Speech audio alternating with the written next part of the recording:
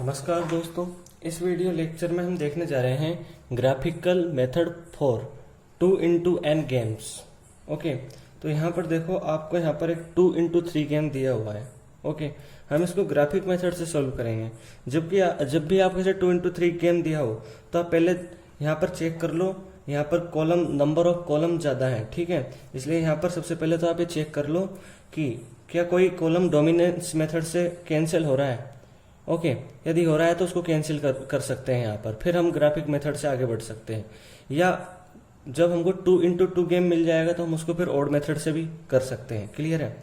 लेकिन यहाँ पर हम देखेंगे, इनको कैंसिल करेंगे तो कोई भी डोमिनेंस मेथड से कोई भी कॉलम यहाँ पर कैंसिल नहीं होगा। ओके, तो हम यहाँ पर ग्राफिक मेथड ही यूज लेंगे। क्लियर है। अब देखो यहाँ पर आप सबसे पहले जो ए की फर्स्ट स्ट्रेटजी है उसकी प्रोबेबिलिटी आप मान लो P1। ओके, और सेकेंड स्ट्रेटजी की प्रोबेबिलिटी आप मान लो 1 माइनस P1। ओके, अब देखो आप यहाँ पर, जब यहाँ पर इसकी फर्स्ट स्ट्रेटजी की ए की फर्स्ट स्ट्रेटजी की प्रोबेबिलिटी P1 और सेकेंड स्ट्रेटजी की प्रोबेबिलिटी 1 माइनस P1 हो गई, तो यहाँ पर बी की, अब देखो यहाँ पर एक टेबल बनेगी, उस टेबल से हम आगे सॉल्व करेंगे। तो देखो यहाँ पर सबसे पहले टेबल बना लो यहाँ पर। तो इस तरह हम यहाँ पर टेबल बनाएंगे। तो टेबल कैसे बनेगी, देखो सबसे पहले तो यहाँ पर बीच प्योर स्ट्रेटजी लिख दो, यानी 1 2 3। तो यहाँ पर लिख दो 1, यहाँ पर 1 2 एंड 3। ओके, अब यहाँ पर एज एक्सपेक्टेड पे ऑफ आपको लिखना है। वो देखो आप कैसे प्राप्त करोगे, इस P1 को इस 1 से मल्टीप्लाई करोगे तो P1 आपको मिल जाएगा। फिर इस 1 माइनस P1 को इस 8 से मल्टीप्लाई करोगे। ओके, आगे सॉल्व करोगे तो P1 प्लस 8 माइनस 8 P1 मिलेगा। फिर आगे सॉल्व करोगे तो माइनस 7 P1 प्लस 8 आपको मिल जाएगा। ओके, इस तरह आपको यहाँ पर मिलेगा। सॉरी, यहाँ पर Q की जगह P1 लिख लेना, ठीक है। P1, यहाँ भी P1 लिख लेना। Okay, P1। ओके, तो इस तरह हो जाएगा। ठीक इसी तरह सेकंड स्ट्रेटजी के लिए एज एक्सपेक्टेड पे ऑफ आप लिखोगे तो वो कैसे मिलेगा, इस P1 को इस 3 से मल्टीप्लाई करो तो 3P1 आपको मिलेगा। फिर इस 5 को इस 1 माइनस P1 से मल्टीप्लाई करोगे, 5 1 माइनस P1, तो आपको मिलेगा। आगे सोल्व करो 3P1 plus 5 minus 5P1। Okay, फिर आगे करोगे तो आपको मिल जाएगा 5 माइनस 2P1। ठीक इसी तरह यहाँ पर इसके लिए इस P1 को यहाँ पर 11 से मल्टीप्लाई करो तो यहाँ मिल जाएगा 11P1। फिर इस 1 माइनस P1 को 2 से मल्टीप्लाई करो, 2 1 माइनस P1। आगे करोगे तो 11P1 प्लस 2 माइनस 2P1। फिर आगे देखो यहाँ पर 11P1 माइनस 2P1 आप करोगे तो यहाँ मिल जाएगा 9P1 प्लस 2। ओके, इस तरह आपको मिल जाएगा। फिर देखो यहाँ देखो बीज एक्सपेक्टेड गेन। ओके, ये प्राप्त करने के लिए आपको दो वैल्यू लेनी है, P1 इज इक्वल टू 0 और एक है P1 is equal to 1। Okay, तो सबसे पहले देखो यहाँ पर P1 की वैल्यू यहाँ पर 0 रख दो। यहाँ 0 रखोगे तो यहाँ 0 रखोगे तो ये टर्म तो हो जाएगी 0 और यहाँ 8 बच जाएगा। ठीक इसी तरह फिर इसमें रखो P1 की वैल्यू 0, यहाँ रखोगे तो ये टर्म हो जाएगी 0 और यहाँ बच जाएगा 5। ओके, फिर यहाँ पर देखो, यहाँ पर रखोगे P1 की वैल्यू 0 तो ये टर्म 0 हो जाएगी, यहाँ पर रह जाएगा 2। क्लियर है। अब ठीक इसी तरह यहाँ पर P1 इज इक्वल टू 1 रखना है हमको। ओके, तो P1 इज इक्वल टू 1 रखने के लिए यहाँ पर 1 रख दो P1 की जगह, तो ये हो जाएगा माइनस 7 प्लस 8। इसको आगे सोल्व करोगे वो हो जाएगा 1। फिर यहाँ लिख दो P1 की जगह 1, 5 माइनस 2 1, तो यहाँ हो जाएगा 5 माइनस 2 यानी 3। फिर यहाँ देखो P1 की जगह 1 लिखोगे यहाँ तो 9 प्लस 2 हो जाएगा और यहाँ मिल जाएगा आपको 11। ओके, तो ये P1 इज इक्वल टू 0 और P1 इज इक्वल टू 1 पर आपको ये बीज एक्सपेक्टेड गेन मिल गया। अब इन वैल्यूज से जो ये वैल्यू मिली है 8 5 2 1 3 11, इनसे हम ग्राफिक मेथड से, जैसा कहा गया है यहाँ पर 2x n गेम को हम सॉल्व करेंगे। ओके, और एक बात और यहाँ पर देखो, जैसे आपको यहाँ वैल्यू मिली है, इनको आप चेक भी कर सकते हो ये सही है या नहीं है। तो देखो यहाँ पर कंपेयर करो, यहाँ पर जैसे आपको यहाँ 1 8 मिल रहा है, यहाँ 1 8 है, यहाँ 1 है, यहाँ 8 है, यहाँ 3 5 है, यहाँ 3 5 है, यहाँ 11 2 है, यहाँ 11 2 है। तो इस तरह आप चेक कर सकते हो यहाँ पे ये सभी वैल्यूज करेक्ट है। ओके, अब देखो यहाँ ग्राफिक मेथड से हम इनको कैसे सॉल्व करेंगे। अब देखो यहाँ पर हमें इसको ग्राफिक मेथड से कैसे सॉल्व करना है। ठीक है, तो ग्राफिक मेथड से सॉल्व करने के लिए देखो यहाँ पर जो वैल्यू है ये लिख दी हमने 1 से लेके 11 तक। ओके, क्योंकि यहाँ पर जो हमको वैल्यू मिल रही है यहाँ पर यहाँ 11 हाईएस्ट वैल्यू मिल रही है, इसलिए हमने यहाँ तक 11 तक ले लिया है यहाँ तक। ठीक है, और देखो यहाँ P1 is equal to 0। Okay, यहाँ पर क्योंकि P1 इज इक्वल टू 0 है, यहाँ P1 इज इक्वल टू 1 है, तो P1 इज इक्वल टू 0 और P1 इज इक्वल टू 1 यहाँ पर हमने ले लिया, क्योंकि यहाँ से यहाँ तक की डिस्टेंस हमने 1 ले ली। ओके, अब देखो हम इसको कैसे सोल्व करेंगे। देखो यहाँ पर P1 इज इक्वल टू 0 पे P1 इज इक्वल टू 0 पे फर्स्ट स्ट्रेटजी के लिए यहाँ 8 मिल रहा है। ओके, तो P1 इज इक्वल टू 0 के लिए यहाँ पर 8 है। क्लियर है, यहाँ पर हम 8 देखो यहाँ है, तो यहाँ हम ऐसे कर देते हैं। ठीक है, तो ये 8 हो गया। फिर P1 इज इक्वल टू 1 के लिए यहाँ पर 1 है, तो यहाँ 1 पे डॉट बना देते हैं। ठीक है, और ये दोनों डॉट हैं, ये दोनों डॉट्स हैं, इनको हम एक लाइन से मिला देते हैं। ठीक है, कनेक्ट कर देते हैं दोनों डॉट्स को एक लाइन से। ओके, तो देखो यहाँ पर करोगे तो ऐसे हो जाएगा। ओके, तो इस तरह आपको ये मिल जाएगा, और ये यहाँ पर आप फर्स्ट भी लिख सकते हो। ओके, तो ये हो गया फर्स्ट। ठीक है, ठीक इसी तरह यहाँ पर अब देखो आप यहाँ पर सेकंड प्योर स्ट्रेटजी के लिए यहाँ पर आपको P1 इज इक्वल टू 0 के लिए 5 मिल रहा है, तो यहाँ पर 5 देखो P1 इज इक्वल टू 0 के लिए 5। ओके, तो यहाँ पर 5 यहाँ पर है, तो यहाँ डॉट लगा देते हैं। फिर यहाँ P1 इज इक्वल टू 1 के लिए देखोगे, P1 इज इक्वल टू 1 के लिए यहाँ 3 मिल रहा है, तो यहाँ पर लगा देते हैं। ठीक है, और ये दोनों हैं, इनको हम 3 और 5 को एक लाइन से मिला देते हैं। ओके, तो यहाँ पर हमने 3 और 5 को एक लाइन से मिला देते हैं। ठीक है, ठीक इसी तरह यहाँ पर देखो थर्ड प्योर स्ट्रेटजी के लिए P1 इज इक्वल टू 0 के लिए 2 मिल रहा है, और P1 इज इक्वल टू 1 के लिए 11 मिल रहा है, तो यहाँ 2 पे डॉट बना दो। P1 इज इक्वल टू 0 के लिए 2 मिल रहा है। इसी तरह P1 इज इक्वल टू 1 के लिए यहाँ पर 11 मिल रहा है। ओके, तो 11 पे डॉट लगा दो और 2 और 11 को यहाँ पर मिला दो।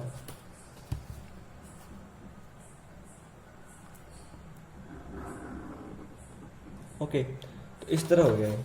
अब देखो ये फर्स्ट सेकंड और इसको आप थर्ड बोल सकते हो, तो इस तरह हमने ग्राफ बना लिया। अब हम इसकी हेल्प से यहाँ पर इस 2 into 3 गेम की वैल्यू फाइंड करेंगे। ठीक है, तो देखो यहाँ पर हम इसकी वैल्यू कैसे फाइंड करते हैं। देखो यहाँ पर आप जानते हो रो मिनिमम फाइंड करते हो, मैं समझाने के लिए बता रहा हूँ केवल इसको। रो मिनिमम फाइंड करते हो, क्लियर है। तो रो मिनिमम फाइंड करते हो, यहाँ पर जैसे देखो यहाँ पर रो है, ये 1 है, यहाँ 1 मिल जाएगा, इसमें मिनिमम, इस रो में 2 मिल जाएगा। ठीक है, फिर इसका मैक्सिमम फाइंड करते हो, ये मैक्सिमम है, तो आप क्या फाइंड करते हो, मैक्सिमिन। ओके, तो अब यहाँ से देखो मिनिमम, यहाँ मिनिमम देखो आप, मिनिमम से समझो यहाँ पर सबसे मिनिमम लाइन देखो, ये जो लाइन है यानी सबसे नीचे जो लाइन है। ओके, यहाँ मैं और इसको कर देता हूँ यहाँ पर, तो जी ये लाइन है, ये मिनिमम लाइन यहाँ पर मिल रही है। ठीक है, ये मिनिमम लाइन यहाँ पर मिल रही है। ओके, तो इस लाइन में क्या करना है आपको, इस लाइन पे जैसे यहाँ पर इसके पॉइंट है A B C D, ये पॉइंट्स यहाँ पर मिल रहे हैं। क्लियर है, ये सभी पॉइंट्स यहाँ पर मिल रहे हैं। देखो, तो ये तो हो गई मिनिमम लाइन, और देखो यहाँ पर इसके आगे लिखा हुआ है मैक्सिमिन। ओके, यानी इस लाइन का सबसे ऊंचा पॉइंट जो सबसे ऊपर है इसमें, तो यहाँ पर देखो B सबसे ऊपर है, तो ये B हो गया यहाँ पर। ठीक है, तो ये B हमको मिल गया। अब देखो ये B मिल गया। अब देखो ये इस B पर 2 लाइन इंटरसेक्ट कर रही है, एक तो ये वाली लाइन इंटरसेक्ट कर रही है जिसको हमने थर्ड लाइन बोला है, सॉरी, और ये लाइन हमको 2 और 11 को मिलाने से मिली है। ठीक है, 2 और 11 को जब हमने कनेक्ट किया उससे मिली है, और एक लाइन है यहाँ पर ये सेकंड लाइन। ओके, इसको हमने 5 और यहाँ पर 3 को मिला के हमने प्राप्त किया है। तो ये 2 लाइन मिल रही है, यहाँ पर देख लो। और आप इसको जैसे ये लाइन जा रही है 2 और 11 को मिला के हमने प्राप्त किया है, 2 और 11 को। ओके, तो इसके अंदर देखो 2 और 11 को, तो एक तो ये हो गया इसके अंदर, ठीक है। इसी तरह यहाँ पर दूसरी लाइन देखो, इस पॉइंट से गुजर रही है, ये वाली लाइन है। 3 और 5 को मिला के हमने प्राप्त किया है, तो 3 और 5 देखो ये हो गया, ठीक है। तो यहाँ पर हमको ये कॉलम, ये वाला कॉलम, ठीक है, ये वाला कॉलम हमको यहाँ पर मिल गया। ओके, इन कॉलम को हम सेपरेटली अलग से लिख लेते हैं, फिर उससे हम ऑड मेथड से इजीली हम इसको सॉल्व कर देंगे। क्लियर है? तो देखो यहाँ पर 3 5 3 5, तो इस तरह हमको ये मिल गया, ठीक है। हमने इसको सेपरेटली लिख दिया। अब देखो हम इसको कैसे सॉल्व करेंगे। इसको बहुत आसानी से हम ऑड मेथड से सॉल्व कर लेंगे। तो यहाँ पर ऑडमेंट्स लिख देते हैं हम सबसे पहले। तो ऑडमेंट्स लिखने के लिए क्या करोगे, जो बड़ा नंबर है, ठीक है, ग्रेटर नंबर है, उसमें से लेस नंबर को लेस कर देंगे। तो छोटे नंबर स्मॉल नंबर है, ग्रेट नंबर में से स्मॉल नंबर को लेस कर देंगे। 11 में से 3 लेस करेंगे, 8 मिलेगा। फिर उसको यहाँ लिख दो, नीचे लिखना, यहाँ नहीं लिखना। फिर 5 बड़ा है तो 5 में से 2 लेस करेंगे। ओके, 5 बड़ा, 5 में से 2 लेस करेंगे, 3 मिलेगा, यहाँ लिख दो। ओके, ठीक, इसी तरह यहाँ देखो 5 में से 3 लेस करोगे क्या मिलेगा, 2 मिलेगा, उसको यहाँ लिख दो। 11 में से 2 लेस करोगे 9 मिलेगा, यहाँ लिख दो। अब देखो यहाँ 9 + 2 11 मिल रहा है, 8 + 3 11 मिल रहा है। इसका मतलब यहाँ पर सही है, ठीक है। यहाँ पर जो भी हमने कैलकुलेशन की है वो सही है। ओके, अब देखो आपको ये ऑडमेंट्स मिल गए। अब आपको फाइंड करनी है इस जो ये गेम दिया हुआ है इसकी वैल्यू। तो आप लिखोगे यहाँ value of game, value of game. तो ये इजीली आप फाइंड कर लोगे। आप जानते हो ऑड मेथड, ठीक है। ऑड मेथड से कैसे फाइंड करेंगे, इस 3 को इस 3 से मल्टीप्लाई करूँ, ठीक है, और इस 8 को इस 5 से मल्टीप्लाई करूँ। ओके, अब इस 8 और 3 को ऐड करके इनके अपॉन में लिख दो, यानी 11 कर दूँ। अब देखो आगे करो, 3 × 3 9, 8 × 5 40 और अपॉन में 9, तो 49/11 मिल गया। तो ये हो गई वैल्यू ऑफ गेम। आप जानते हो ऑड मेथड से आप ऐसे भी फाइंड कर सकते थे, इस 3 को इससे मल्टीप्लाई करते, यानी इस कॉलम में मल्टीप्लाई किया है हमने यहाँ, क्लियर है। इस कॉलम से भी हम मल्टीप्लाई कर सकते थे, जैसे हमने यहाँ किया। इस 3 को इस 11 से मल्टीप्लाई करते, इस 8 को इस 2 से मल्टीप्लाई करते। इस तरह आप ऐसे भी कर सकते थे, इस 9 को इस 3 से मल्टीप्लाई करते, इस 2 को इस 11 से मल्टीप्लाई करते। जैसे मैं बता देता हूँ, 9 × 3 कर दिया। अब इस 2 को 11 से मल्टीप्लाई करो, इसको और इसको ऐड करके लिख दो, तो यहाँ 11 हो जाएगा। आगे करोगे 9 × 3 = 27 + 22/11, ऐड कर दो दोनों को, तो यहाँ 49/11 मिल जाएगा। देखो दोनों वैल्यू सेम है, ठीक है। तो ऐसे कर सकते हो ऑड मेथड से, बिल्कुल ईजी है, क्लियर है। अब देखो यहाँ पर हम जो प्लेयर ए की स्ट्रेटजी भी फाइंड कर लेते हैं, ठीक है, स्ट्रेटजी की प्रोबेबिलिटी, ठीक है। तो देखो यहाँ पर और क्लियर लिख देता हूँ, यहाँ पर P1 लिख दो और P1 लिख दो यहाँ पर। तो P1 कैसे फाइंड करोगे, P1 लिख दो, यहाँ P2 लिख दो, क्लियर है। यहाँ 3 है, इसको 11 से डिवाइड कर दो। ये 8 है, इसको 11 से डिवाइड कर दो, ठीक है। ठीक, इसी तरह यहाँ 9 है, इसको 11 से डिवाइड कर दो। यहाँ Q1 और लिख दो, Q1 Q2। ये 2 है, इसको 11 से डिवाइड कर दो, ठीक है। इस तरह आपको ये प्रोबेबिलिटी मिल गई, ठीक है। अब देखो यहाँ पर आप प्रोबेबिलिटी लिखोगे, probability of strategy for player है। ओके, ऐसे लिखोगे आप। तो कैसे लिखोगे, यहाँ देखो, इसको तो आप, यहाँ 2 रो है, इधर भी 2 रो थी, सेम टू सेम है, तो इनको तो आप ऐसे कैसे लिख दोगे। लेकिन बी के लिए देखो आप, यहाँ तो आप लिख दोगे 3/11 और 8/11 एंड 8/11, ठीक है।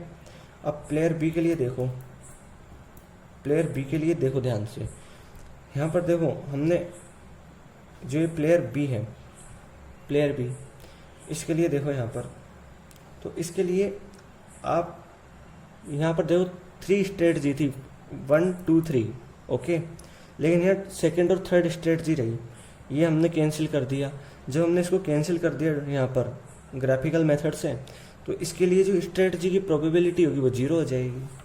तो इसके लिए जो पहले यहाँ पर क्रम वाइज ऑर्डर में लिखते हैं हम, ठीक है, तो यहाँ 0 हो जाएगी।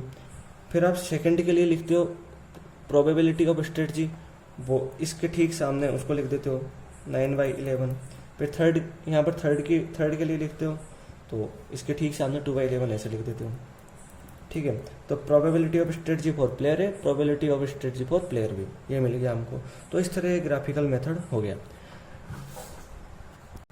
यदि आपको मेरा वीडियो अच्छा लगा हो तो इसको लाइक कीजिए, अपने दोस्तों में शेयर कीजिए और मेरे चैनल को सब्सक्राइब कीजिए। धन्यवाद दोस्तों।